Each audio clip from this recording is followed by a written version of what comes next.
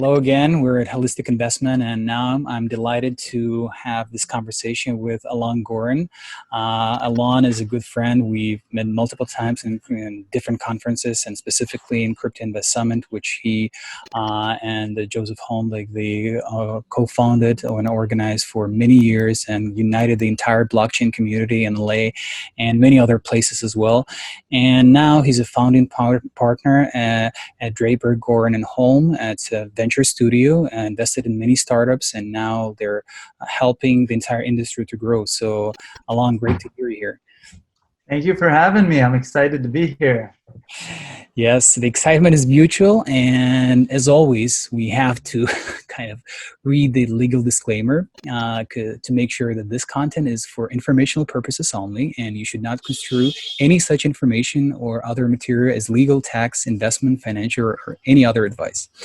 So now we can start, and let's start from the positivity. Look, there's a lot of negativity in the world. We're living in the pandemic era where there's a lot of jobless people are stressed, and I think it's not only in our industry, it's in many industries. People are feeling this stress. So let's try to add some positive news. What's positive about your venture strategy? Like, tell us about your history, and let's bring more positivity. Sure. So if we're going positive, we can start with, you can tell we're in COVID because of my great haircut, which we're gonna try to do today. But I think the positive part about it is, something that furthers our industry a lot, which is how sort of meaningless where you are geographically actually is. It is really important for some respects, but we're seeing that working from home isn't making most people less productive. It's showing that a good entrepreneur is a good entrepreneur no matter where in the world they are. And I think the bright side is that this sort of digital future, these digital jurisdictions, these ideas that are just concepts in the blockchain world and the decentralized world are showing, the ability or the potential in the real world. Because you're in New York, but when was the last time you sat in an office with somebody? I'm in LA. When was the last time I sat in an office with somebody? And the people I communicate with the most are in Miami, Vienna, and London, and I haven't been in an office with them for 4 or 5 months, and we are more productive than ever. So, I think that the positive aspect of this is not just looking within our own teams and going, wow, our quality of life could be better because I don't have to sit in 2 hours, 3 hours of LA traffic anymore. Let's take it beyond that to, hey, I just had a phone call at 8 p.m. last night with somebody in Thailand, and we could work on a deal together, and it doesn't matter that they're not in the United States. And so let's change the world and remove these borders, both physical and mental, and change the world. Let's make shit happen. Let's do this. Perfect. That's definitely positivity, and I thank you for that. So help us to understand a little bit of your history, of your background. How did you get to this industry? Why you decided to be in this industry, and what makes you excited to still be here? Yeah, so I got here in kind of a weird way. It kind of goes far back in my own personal history. While I was still going to college, I worked as a teller at a bank. And it was the first time I worked in a real capacity. I worked at like restaurants and things like that, but outside of our own family business, which was rebuilding auto parts. So I knew nothing about the financial services world. But I was a part of it, and then I got my first techie job was actually in a systems architecture group at Care. I wasn't super happy about being there. I got a job at MySpace, and MySpace, this was like at the moment when they were the most trafficked website on the internet. So like it was the coolest thing ever for most people, and I was a part of a small group there. But something that happened there at the time was this thing called Open Social, and it was like a partnership with Google and Friendster and Bebo and all these things that allowed people to play those casual games on the internet, no matter which platform you were on. And one of those games was Farmville, and the great vanity metric of the day was that Farmville sold more fake digital John Deere tractors that year than they sold actual real tractors in real life. And of course, one is 99 cents on the internet and one is, $100,000. So they're not comparable. But what's exciting is that it was like the first time mainstream people like my mom's friends were playing games on the internet and paying for something. Before that day, people were still that generation was still contemplating buying anything on the internet, let alone something that doesn't actually exist to them, a digital good. So that planted some seeds in my brain, and we started one of the first ever crowdfunding platforms. An old partner of mine that was at MySpace and we started a company called Investedin, which was a crowdfunding platform before the word crowdfunding existed. We called it a social fundraising platform. Over the years, that industry snowballed into what sort of ICOs and crypto and crowdfunding really is today, with all that's going on. And as that company was winding down, I met Josef, who's now my partner, and we started our own crowdfunding conference called Crowd Invest Summit. And Crowd Invest Summit was sort of this passion project we had because we'd meet each other at awesome crowdfunding conferences around the world and have a drink together and then complain about how there's no investors at the crowdfunding conference and no people crowdfunding at the crowdfunding conference, just the platforms and the service providers and the lawyers and accountants and stuff, who are all of our friends. And it was fun to grab a beer with them, but Josef lived in Santa Monica and I lived about an hour away from him. Like, why are we having a drink in Orlando right now? Why are we having a drink in Vegas? We could just meet at home. And So that was sort of the genesis of creating a crowdfunding conference, which quickly became the largest crowdfunding conference in the world. And over the years, as things progressed, I no longer had a crowdfunding business. I was working at a fund and also in the crypto space. And I decided to go full force, full time into crypto. And so did Josef. And we decided to rebrand the conference to Crypto Invest Summit. And since then, we've rebranded to LA Blockchain Summit. But while we were doing that, we started to invest in companies out of our own pockets, off our own balance sheet, and meeting great companies. And actually, the first one we did a deal with was Total, one of our portfolio companies. And as things grew, we decided to formalize this into a formal venture studio. It's no longer Alon and Josef helping companies and writing small checks. Let's do it together. Let's be more organized about it. And then sort of the venture studio was born. And last year, Tim Draper invested in us, joined us as a partner. And now through the venture studio, we still incubate and accelerate and amplify early stage companies. And our fund also does follow-on funding to help those companies grow. So, it's an incredible story, and I think it's exciting and inspiring for a lot of folks. So I will ask you kind of provocative question, right? Why do you think Tim Draper is such an iconic person in the investment space? Why do you think he decided to partner with you? What's your gut feeling? There is a real story, and there's also untold story. I think that, there is, so I'll tell you the story of how I met him, which was really, really cool and silly. And as you can see, I can talk a lot. And as you know him, because he's sort of this icon in space, he can talk a lot too. So we had this funny situation where one of the first investors, actually the first outside investor in that company that I talked about, Investedin, was a group called Amplify in Los Angeles. They're in Venice, California. They are one of the best startup accelerators in the world. Obviously I'm biased. As I said that, I was like, that's kind of full of myself. But I love these guys, and I think that they're great. And Tim Draper is an investor in Amplify.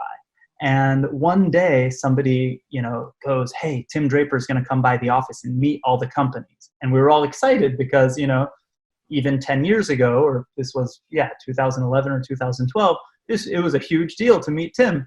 And so Tim's brought in by one of the partners, and the guy is saying, hey, everyone, Tim is here, but he's only got about 15 minutes, so I'm going to rush him around all the companies so everyone has a word, so please be quick.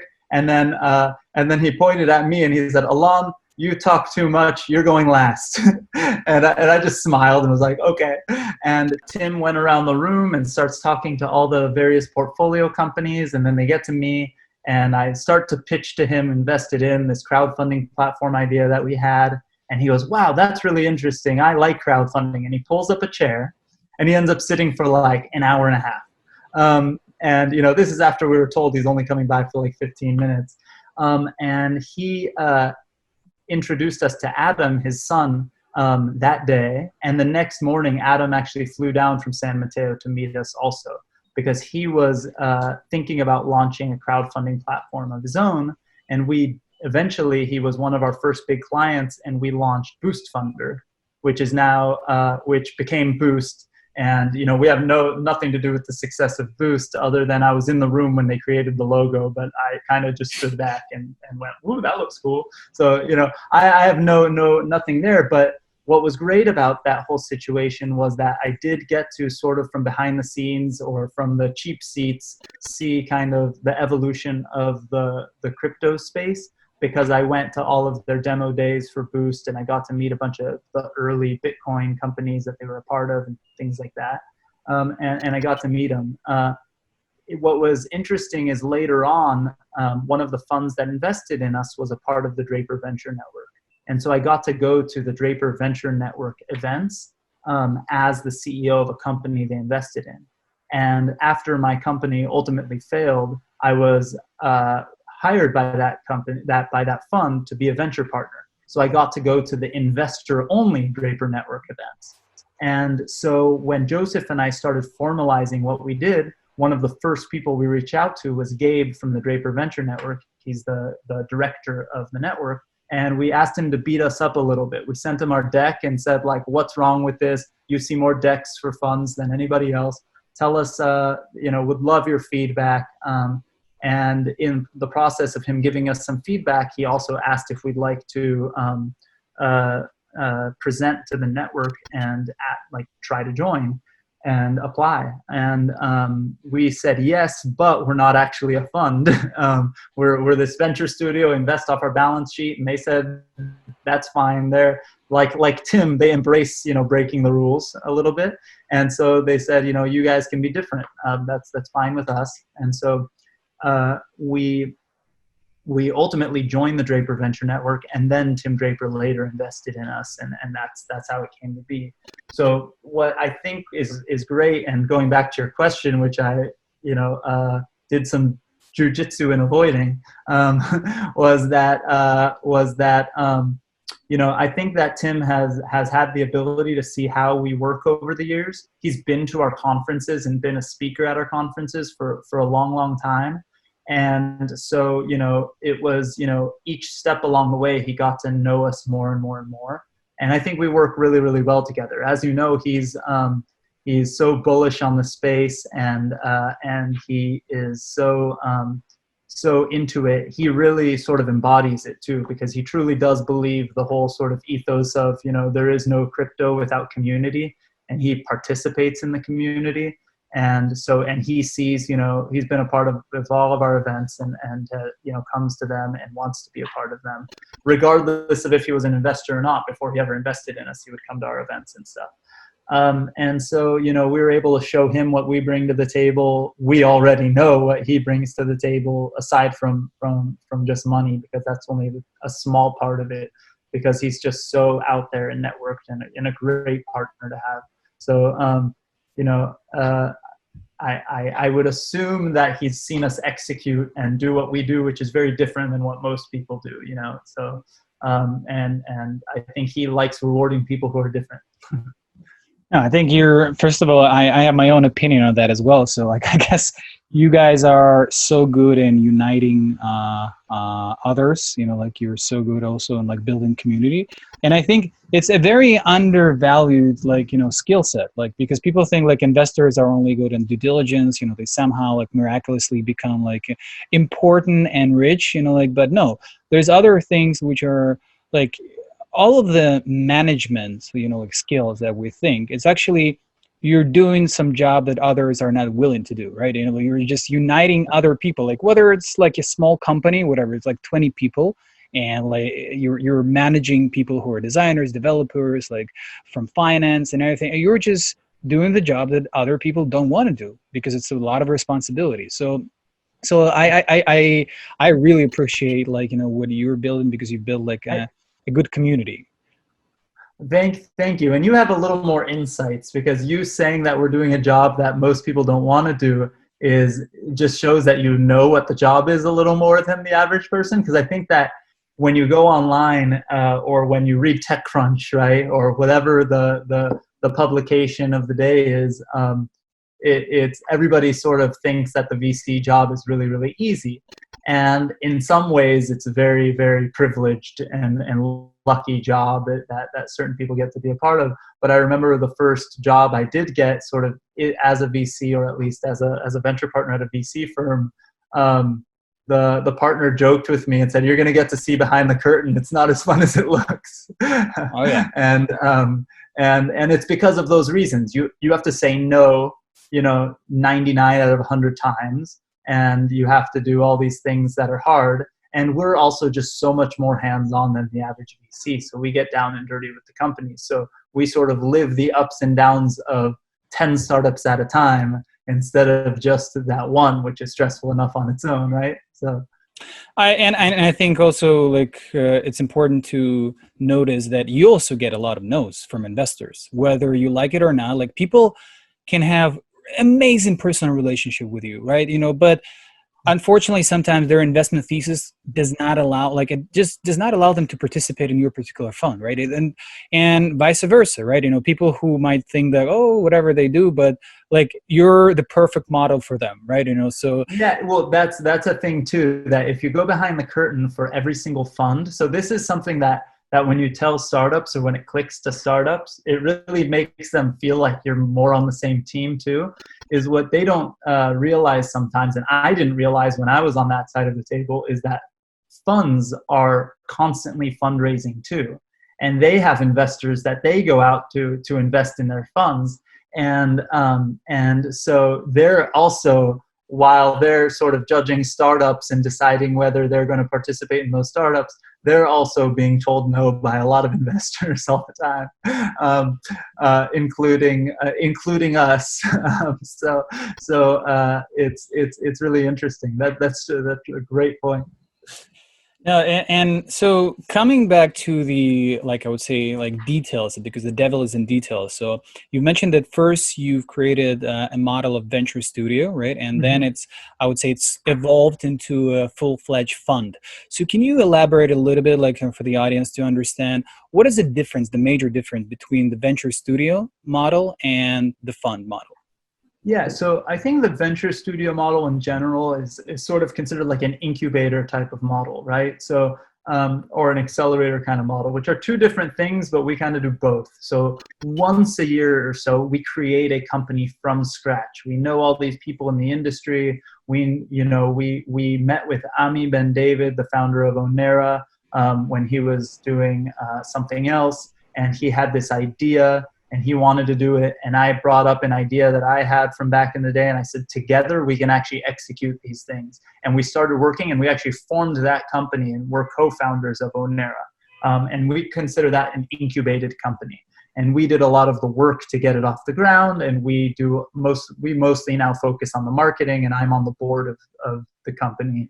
And that's sort of an incubated company. The accelerated companies is what we do with 90% of our companies, which is a company comes to us and pitches us, and we try to be the first check in the company. So we write checks that are kind of like a Techstars or an Amplify or a Y Combinator style check, where we end up with 5 to 10% ownership in a company. But the difference between us and those people is that we don't have a cohort. We don't have set beginning times and end times. It's just rolling. And a company isn't with us for 3 or 4 months. They're with us forever. And so, and we work our butts off ourselves. It's not just a, hey, come work in our office and we'll consult with you, we'll advise you, and we'll help you. And those people are really, really valuable. I'm not discounting their value. What I'm saying is that we don't work that way, and we probably couldn't work that way for a lot of reasons.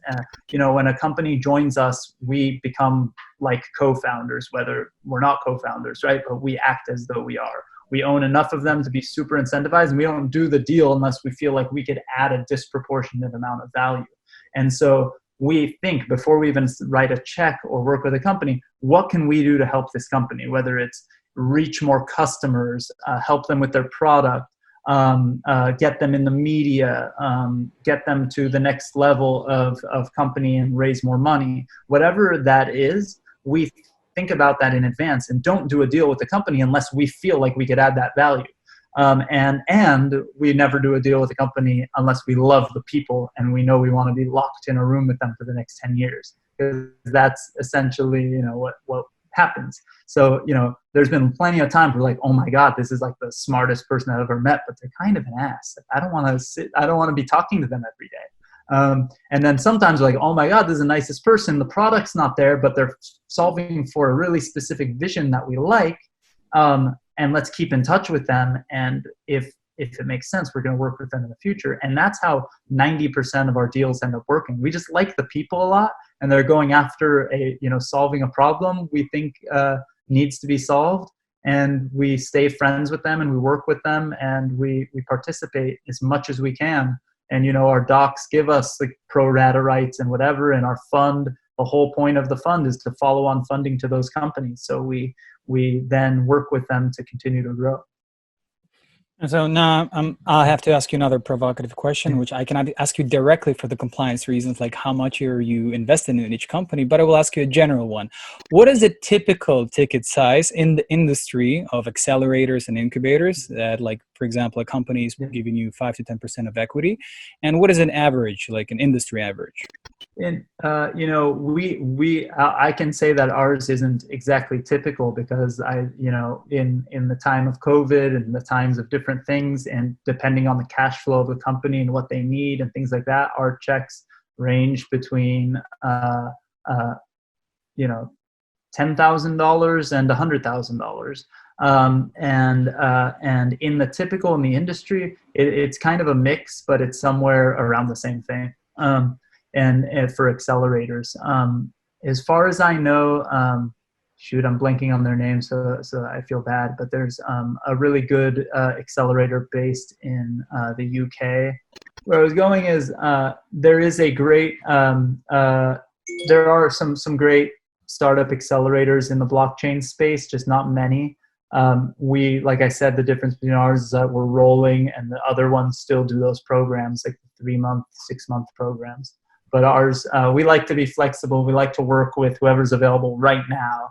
It's weird, and sort of not natural to go like, hey, we love your idea. Wait 3 months. We're going to have a class, and then we'll start working with you then. In those 3 months, somebody else might invest in them, or they may, who knows what will happen. So we just work all the time.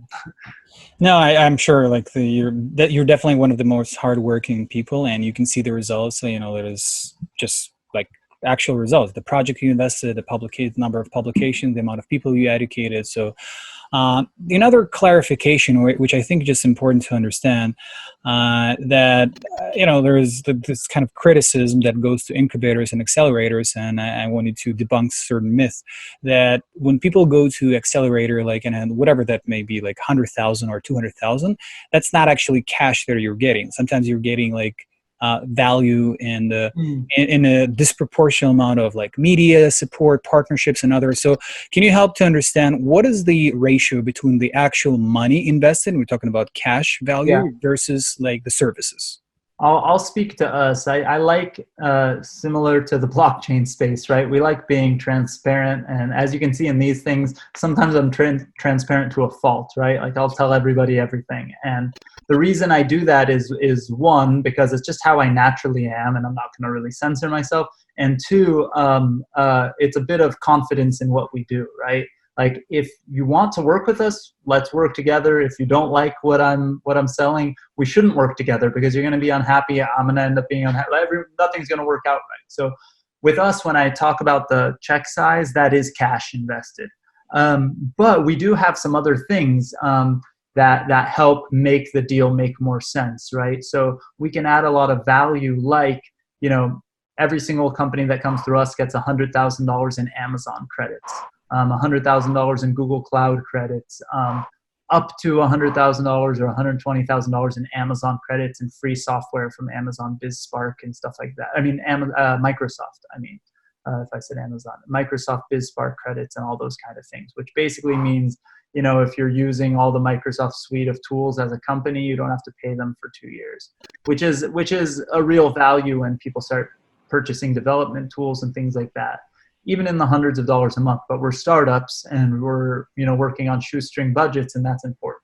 Amazon credits are probably the most valuable of all those things, but whatever. So, then we have other sort of intangible things. Like you're up on the Draper Venture Network website, and we promote you, and we do all these things.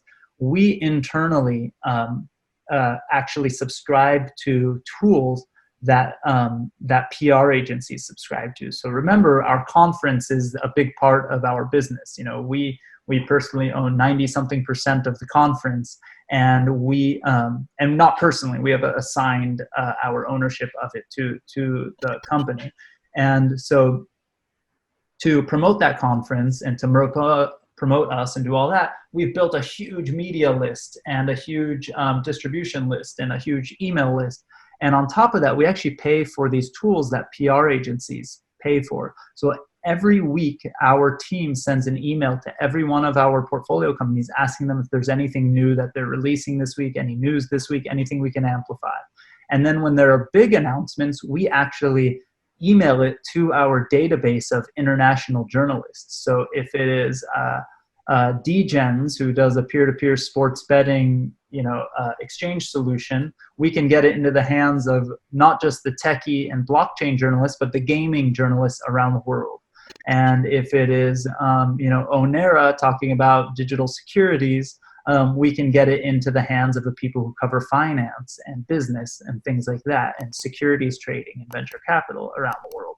And that's something that normally you pay a PR agency for. And I'm still a huge fan of our portfolio companies hiring a PR agency at the right size and at the right place, because they're expensive. But when they're ready, I sent an intro to Kelly Weaver this week at Melrose PR to one of our portfolio companies and said she'd be great to work with, because but until you get to that point, you shouldn't be spending 5, 10, 15 grand a month on a PR agency. You should just send us your press release and we'll get it into the hands. We'll do 80% of the job, or maybe less. I'm maybe being a little bit optimistic, but like we will do most of what a PR agency does with what we have to offer, and then they can, once you're at that stage and can afford them, you go and get a real one. But nobody that has, that is at that pre-seed stage should be paying for a PR agency, and we can give them a lot of those things. So it's like we try to bring all sorts of value outside of that. And then there's just weird stuff we do randomly. Like I created that WordPress plugin using the API of one of our portfolio companies and ended up taking off. And there's, I think, over 400 new dexes that exist in the world using Total's API because I created that WordPress plugin and I did media around it and all that stuff. That's a kind of intangible value that we try to bring to the table. We create opportunities. So essentially, co-branding, co-promotion, partnerships, a lot of like introductions. Like if you need to be like, I'm sure you can offer some great people like advising like the project. So like that's amazing. I think it's important to hear.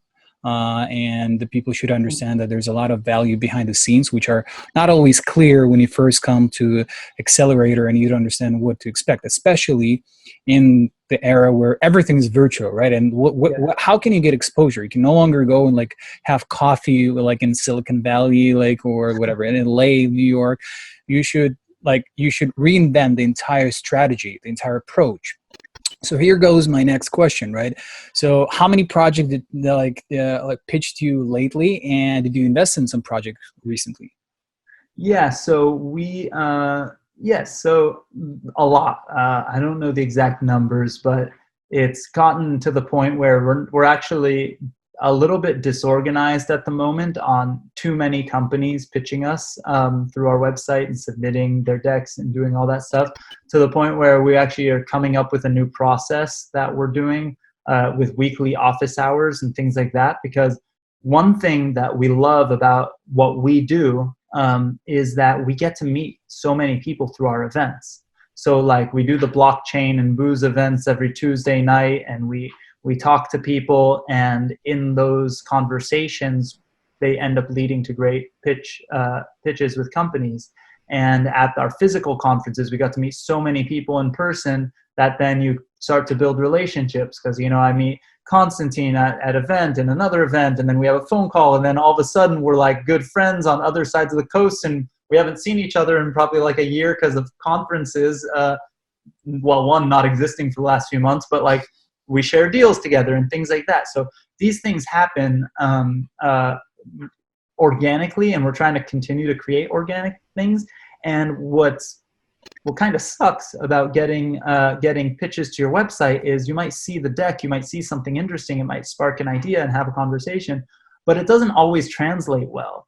And I especially at this pre-seed stage where everyone is so early, I want to actually talk to the person, see them, and interact with them and get to know them in a more organic way. So we're starting to schedule these office hour things where we have like 5-10 minutes with each company for an hour a day, like twice a week, and try to then go, okay, keep in touch with this company, send them a no for now, or, you know, hey, yeah, or whatever. And things like that. So we're trying. It's a different world, but these blockchain and booze things we thought we would be doing for a month or two. Now we're on like number 15 or 16. We've been doing them for 3 months every single Tuesday night. But it's turned into a really great deal flow kind of opportunity. But yeah, we get multiple a day of companies who are submitting to us, and it's hard sometimes to keep up. Oh, you asked about deals now. So yeah, we are actually finalizing one deal right now. It would have been finalized 2-3 weeks ago, but lawyers slowed it down. But yeah, we're still going strong and still investing in companies, and if anything, are more active now because of sort of this locked down. You know, some things have been inspirational, some things have been out of necessity, but you know, we're all in lockdown. We're all working our butts off around the clock. There sort of is no weekends, there's no nights, there's no mornings. It's just online all the time, and it's both good and bad in some ways. But we're using it for its good, at least internally, and trying to help everyone in any way we can. No, so in this particular context, I want to also specify, like, is there any industry angles that you're thinking are like I would say utmost interest for you, right? I know that you invested in companies that are across the security token space, the exchanges, like, you know, like layer 2 solutions. So maybe you can also elaborate a little bit, like, how do you look at the deals? Is there any like specific like niches that you consider are more attractive? I think that there's sort of like there's a few huge opportunities. So I like the security token stuff on one side, because you're digitizing something that's still very analog.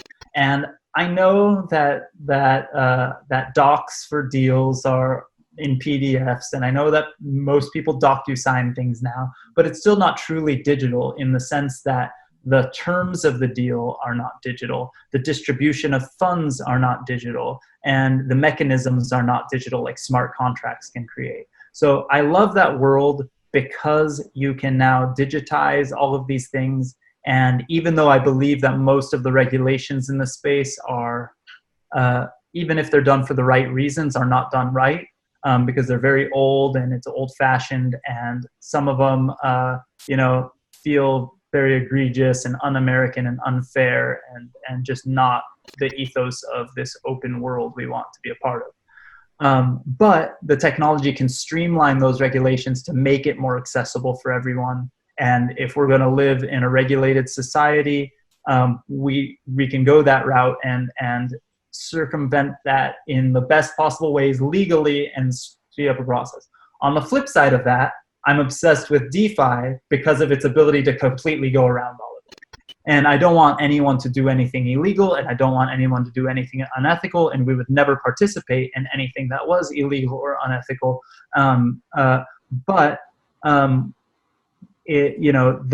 There is certain things, in which can just be streamlined with smart contracts, things that can be better, things that can usher in the borderless world that I envision, right? Like I want, families that live in other parts of the world to be able to communicate with each other without intervention. I want them to be able to send each other money and resources without their governments being able to steal it from them.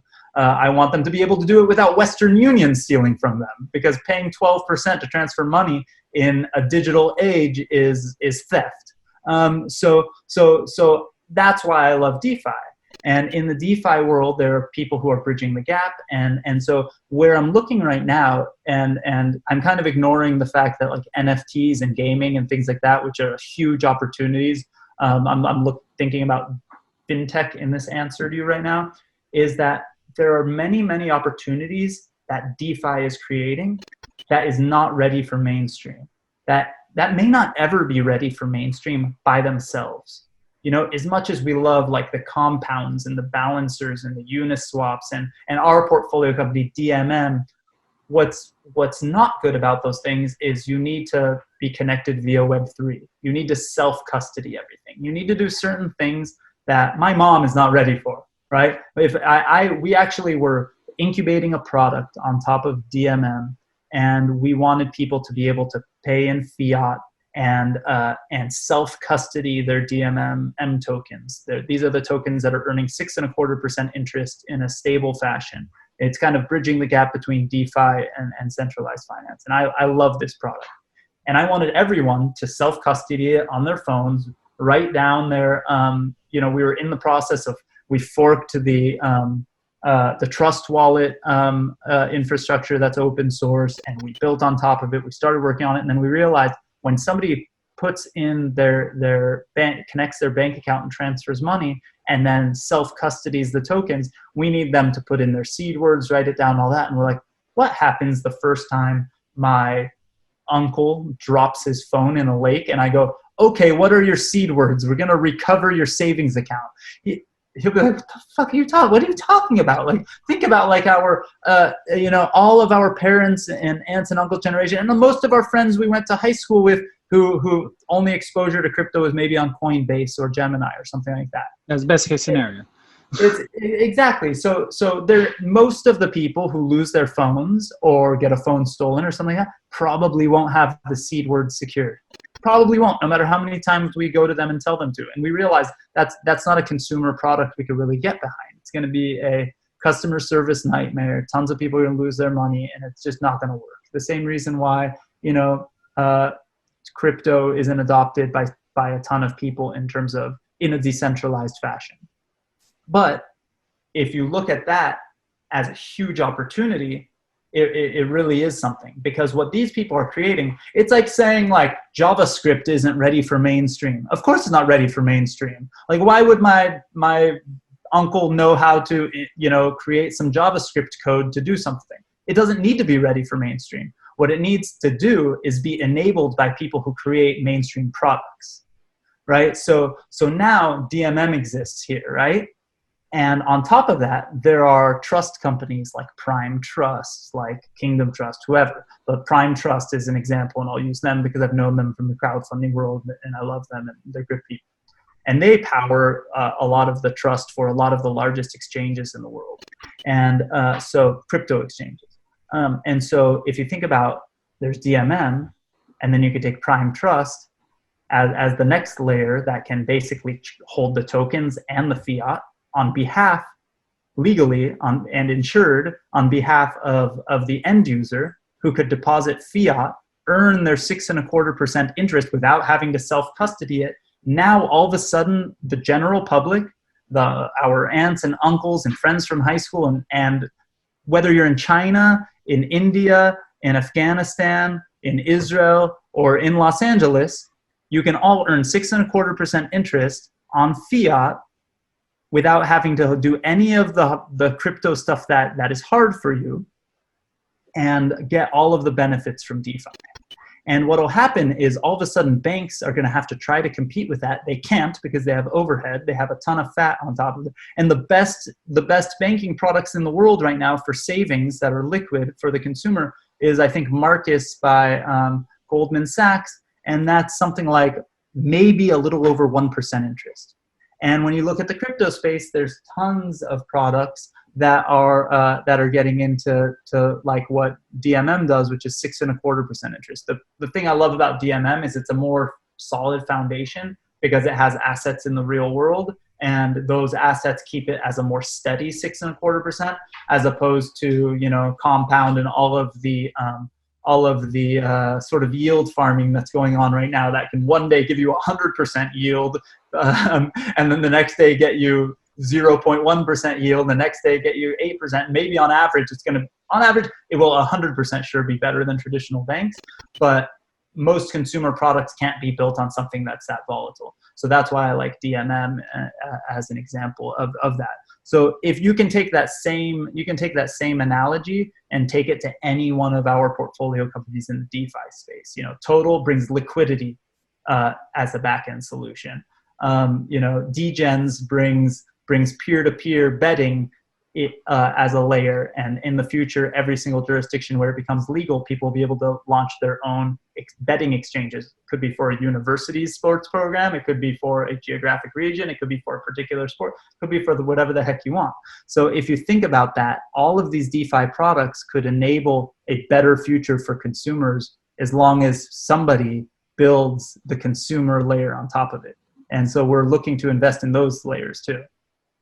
So if I would summarize like what you've said, so we're yet to build the solid infrastructure, and it's going to take time. We don't know. We don't have the magic ball, right? So crystal ball to predict it, but it's yet to come. And secondly, there are already great solutions like DMM, and I know Gregory personally. I think I agree with you. It's a great project. I like him, and the fact that how passionate he's coming from a finance background, like, you know, like just recently coming to crypto, but he would quickly realizing the potential and like spearheading the entire opportunity to leverage the traditional finance and the crypto with, as exactly as you mentioned, right? To bridge the gap, where I would add like the additional benefit that internationally we now have access to one of the safest jurisdictions in the world, which is United States. Still, it's number one as a safe harbor for parking money.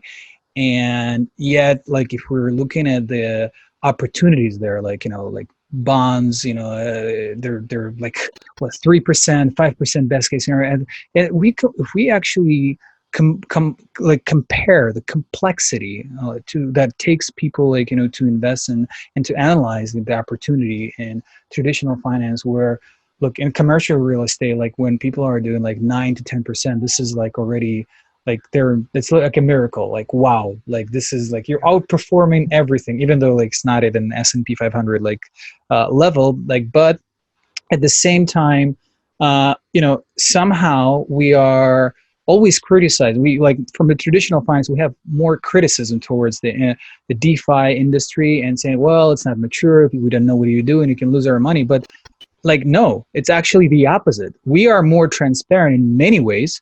There are great solutions which are just like there. And yes, it takes some education. Yes, there are maybe like 2-3 additional steps that you need to, you know, to do, like just to buy a token and to like, you know, process like, you know, crypto to fiat and vice versa. But it exists. It's still like, it's amazing. And I think like my passion is like why I'm loving having this conversation with you, because I do believe that like we're still in a process of educating people. We're still in the process of like just explaining the practical benefits, like the case studies, which are like DMM and Onera and other of your portfolio companies. And I do believe once people will see that, look, it's working and it's safe and it's international, like you can actually like easily, like coming from any jurisdiction in the world with bypassing all the complexity of like, you know, of the like, banking, like KYC, ML, like which it's people don't realize how hard it is. Like I'm as an immigrant, I can tell you, when I tried to open my first account, in Chicago Board of Trade from Ukraine, I mean, to tell that I was having a hard time is to say nothing. Like, this was a nightmare. Like, I had to go through one broker to another. Like, there was like multiple uh, like layers of how I was due diligence, like how I was analyzed, and now everything is like three buttons, like, three steps, and voila, you're open, connected to your account, you invest in it, secure, you have entire system of tracking where the money are going, like, and automatic reporting. You don't have to trust a person, you have to trust technology. So I just want to add this, like, I just felt that, like, after your speech. I love it. I love it because it's what I tell people all the time, because some people, when we're just talking about Bitcoin, and Bitcoin in itself is a huge topic, and we spend all day long talking about it. People in the United States, especially because of what you said before, we are super lucky. All of the things we fight against in this own country, we're still probably in a better off position than 90% of the rest of the world. And that's being pessimistic. It's probably 99% of the rest of the world, right? Like, we are privileged and super lucky. And because of that, when we talk about Bitcoin and digital money, we can compare the differences to our own dollars, which feel digital to us anyway, because we use online banking, we use our debit and credit cards all day long, and we very rarely actually hold physical cash, or at least I very rarely do, and most people don't. They get their checks deposited into their bank account every single month this way, and they don't actually get the physical checks anymore even, and things like that. So when we talk about Bitcoin, it's like, okay, there are some marginal better differences for some use cases in the United States, but for pretty much the rest of the world, those marginal benefits for us are extremely huge benefits for them, right? When the US was dropping bombs in Iran not too long ago, people in Iran were buying Bitcoin for double, triple the price of what Bitcoin was being bought for the rest of the world. Why? Because when things are unstable in their country, they're worried their governments are going to steal their money. Like, we don't have that feeling here because we've never really had to deal with it. I mean, there's some crazy stuff that happened in the Great Depression, which is why things are the way they are in some respects. But we're not worried that our bank accounts are going to be frozen and we're not going to be able to touch our money, right? For now. I mean, I don't want to start this topic because after we just added like a few $1 trillion, like, and this is like just the beginning, like, like to our. I'm with you, and we can go down a rabbit hole, and I can say all sorts of things but I'm saying, like, if we don't have, like, our moms and dads and brothers and sisters and people who are not in the crypto space. And I say our moms and dads, I'm not trying to say older people aren't as sophisticated, whatever. What I'm trying to say is that our friends and family, people who we know that aren't in the bubble that we are in the crypto space. When Corona happened, when it started, I do know some friends that are like, hey, go to your bank. They're limiting the amount of withdrawals you could have. Go grab $1,000 in cash just in case, get some cash. And people were a little bit freaking out, but it was like very, very little. It was a little bit of panic and then nothing. And then so many of my friends, like, didn't really think much of the fact that the government printed trillions of dollars. They're like, sweet, we don't have to pay taxes for a few more months. Like, they didn't realize the government printed like more money than they normally accept in taxes every year from us. Like, it's crazy, right? So there's going to be all sorts of things that we're kicking the can down the road by doing that. And we can dive into that, but really we don't feel it because we haven't been in a situation. You maybe as an immigrant have had some feelings and thoughts about moving money around the world and all that, but like most Americans, like, I was born and raised out here. My parents were immigrants, but I didn't ever have that thought of like, I'm going to lose all my money at some point. I never really thought that would happen to any of my relatives in other countries, but I should have, because that did happen to my grandparents. Right. So we're not, it feels like it was a really long time ago, but 90 years ago, shit was really, really bad. And that Oh, yeah. happened all across Europe and most of the world, right? You're So talking about 90 years. I'll tell you like a very simple example from 6 years. So we're closer maybe down the line, like, from 6 to 10 years, where in Ukraine, for example, the national currency is hryvnia. The exchange rate, before the revolution, it was like about it was fluctuating between eight and 10 hryvnias per dollar, and now it's 27. So just so that you realize, it's 3 times, so it devaluated, according to the dollar, if you compare the pair. And you can imagine that a lot of folks who are like, the population was 42 million back in the days. Now, like, about unofficially, there is like about 6 million who left the country. So we're seeing a situation where the country lost like a lot of workforce, like and it's people who are actually able to work, and and now the currency depreciated, and there's no alternative solutions. That's unfortunate. So I think when we're talking about the DeFi, it's a new potential answer. We're not there yet, but it's a potential answer where people will trust each other with a new concept, with a new opportunities. And yes, it's not perfect. There's yet a lot to be built. But why I'm excited about it, I think, is just because, we have this opportunity. Yeah, well, we think about this. We get the opportunity now, and the technology needs to get there so that people in Africa feel comfortable with it, and people in Ukraine feel comfortable with it, and people in Asia and everywhere in the world, and wherever you are, they need to be comfortable with it. But you have, at least right now, the opportunity to hold your value in whatever currency you think is the best one in the world. Because you basically get to bypass your religion, and you can hold your government, and that's a slip. We could go there in a second. Dollar is a religion in a way, so that's fine. Yeah, well, religion and government, there may be the same thing. We'll see. I don't know. I'm not going to go there. Let's not go down that rabbit hole. But you get to bypass your government's currency and hold the currency of the government you feel, basically the digital jurisdiction you feel is the most stable. So if you're in Africa, there's nothing stopping you, other than a VPN maybe, but in most countries in Africa not. Let's say China, the only thing stopping you from holding Tether in your wallet, or USDC or DAI in your wallet, which is secured by US dollar and tagged to that, is a VPN. And now all of a sudden you don't have to, if you're, let's say Argentina, there was a big thing about how everyone was talking about Bitcoin's value going down from the all-time high to the dip. But if you held at that same amount of time Argentinian money, your money is devalued more than the Bitcoin from all-time high to the dip. So if you think about it that way, if you would have sold your Bitcoin, and instead of putting it in your Argentinian bank account, just held Tether, you would be in a much better position than you are today. Now, if you don't trust fiat money and government money at all because of them printing all of this money and everything that they're doing, you have Bitcoin.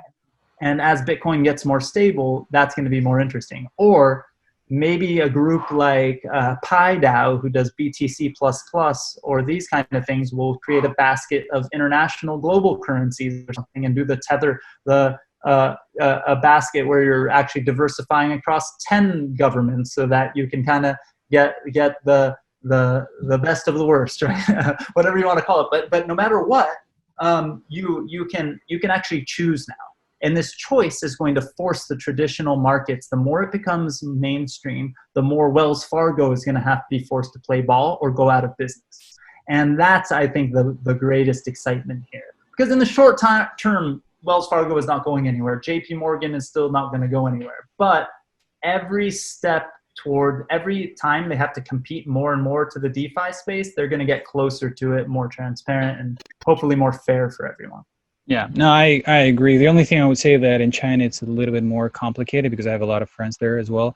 And they also, it's easy to say that it's not hard, you can bypass it with VPN, but now they try to control also all the bank accounts. So when you're going from fiat to crypto, there's still limitation, there's red flags, because you're still using either it's yuan or whatever. You can use dollars, but they're very much of control. So that's why they're doing one of the projects, the digital yuan. I think most of the governments, their enemy is not digital currency, by the way. They love it, the concept. Yeah. The enemy is the cash, right? And like, that's how in India, like, when they denominate it, one of the biggest bills, like, because there is 90% of the money we're in cash. Like, it's really hard. Can you count it, right? So there's a lot of corruption. So there is different consequences. So right now, I think that's so when all of a sudden those sovereign ideas, like, they were like just I would say a precursor to helping governments to control people. Governments say, oh, wait a minute, but it's even better. Like, like you can programmatically control like the entire flow. So now they're developing a lot of actually national currency projects to completely combat the cash per se. So there's like two sides of this coin. So like, I seem to think that on one hand, it will help the governments to do those things. The more, for the same reason that banks will have to compete with the DeFi products, the governments are going to have to compete with the non-government money. And they're going to have a double-edged sword. On one hand, they're going to be more controlling. So if they decide they're not going to take Bitcoin for taxes and let people transact with Bitcoin because they want the control, then they're going to create their own digital dollars. And if those digital dollars are too aggressive in the way they work and too overstepping in privacy and whatever things they create or program into that digital money, what'll happen is they're going to educate people on digital money, and then people are going to choose the one that's better. They're going to make dollars less sticky, basically. And that will be the interesting. I think that'll be really, really interesting. I could be totally wrong, but I'm all for more competition between them. I think that it backfires every time they try to overregulate it. Because even with your China example, you're absolutely right. But the more digital money that flows globally, the less people will actually be transferring their own government money from their bank to digitize it. Why not just get a job at a DAO that's going to pay you in a token? And now it never went into your bank account. And if you can start transacting with anything, then there's liquidity layers like Total, and you could be like, oh, I got paid in the governance token for Balancer, and I'm just going to swap it for the Australian tether, because the Australian dollar tether is what I need to pay for my flight to Australia, or whatever. And all of a sudden, I think it'll go the opposite direction. People will be getting paid in crypto and then going, what small percentage of this do I need to send to my fiat money bank account to pay my taxes and do the things that they won't take in digital money yet? It already works, by the way, successfully in Mexico. Like, and we had, in previous series we discussed like some of the examples, and but I think like there will be in every country, like mentioning like Argentinian peso, like or any like you can imagine like Venezuela or any other countries where there is a hyperinflation or like there's a like instability, which is nowadays there's a lot of the countries with this particular state. But I'm sure we can go to this topics like in an infinite manner. But I want to come back to positivity. We started from positivity and we have to end with it. So actually, I think this is all positive. I think this is for sure. No, I want to do hyper positive. Like there's hyperinflation. Let's do hyper positive. All right, let's do it. So tell me, I'm sure. Listen, you talk to a lot of people. Like you met in the conferences, a lot of people. Like have like sit downs, like funny stories, like evenings, cocktail parties. Tell me the funniest, like again with censorship, right? The funniest story you can publicly tell what happened to you in the industry. Okay, so the funniest story, This is tough. I should have prepared. I don't know. I like the. Trying to think. There's so many like weird things that have happened in the years because of the craziness of crypto. It's really hard to pick one thought. I kind of like to. This is fresh in my mind because I give these presentations sometimes to these big groups, and sometimes there's like very crypto groups and sometimes not very crypto groups. So like I went and basically told the executive team at NBC Universal like 3 years ago. I taught them about Bitcoin, and there was one dude in the audience who everyone in the room, I found out kind of later, already hated this guy. But he was sort of this older guy, and that was just like, I don't get it. Gold has value because it's gold, and like, how could a piece of technology have value? And everyone in the room was like, what do you mean? Like, and he basically like set it up himself, because I was like, is Amazon that special? I mean, all they are is a website and they sell stuff on it. And, you know, I'd point out the technology, and that was one thing that I had fresh in my mind. But this guy like literally was like trying to explain that technology doesn't have value. And he ended up kind of digging his own hole. And I've got like a million stories like that. But one of the things I like to kind of to talk about is the sort of the trajectory of the crypto space, because it really does end on a very positive note, because you've been there and you were there at the time when people went from like, hey, crypto is this interesting, cool thing, to like, oh my God, Bitcoin's price is going crazy. And just people came from all over the world. It's kind of like the same people who went from like, for me, it was like, oh, we're in crowdfunding because that's the easiest way to get money from people who don't know what they're doing. And then it's like, now we're in Bitcoin. And then the next day after Bitcoin crashes, they're all starting cannabis startups. And it was like, it's so like, hey, we're just going to follow the trend. But like, we had a conference, and our conference consistently, you know, grew. It was like, you know, started with like 2,000, 3,000, 4,000 people. And then all of a sudden, boom, there's like one conference. It's like 5,000 or 6,000 people, and then the next conference is down to like 3,000, so it feels empty, but it's still a huge conference, right? And I remember like some people like being just so negative about it all, freaking out and whatever, because they had just showed up. They showed up when Bitcoin was at 20,000, and now they're crying, right? But what came of it is we're all left in a room now with all of the diehards, and you know that like, we get to come into this room and got to meet some of the smartest people in the world. Like, you know, some of those crypto diehards that are like the Vitaliks of the world, and people like that who are just like so smart on another level that every time you think you understand, you know, the space, there's some new layer that you have to peel back and peel back and peel back. And what happened with all of that craziness is that all of those looky-loos, all of the shady characters, all of the people who were a whole waste of time, the Lambos and the bullshit went away. Not that I'm against Lambos or anything, but but they all the goofballs left, and the diehards who really wanted it, who really meant it, stuck around.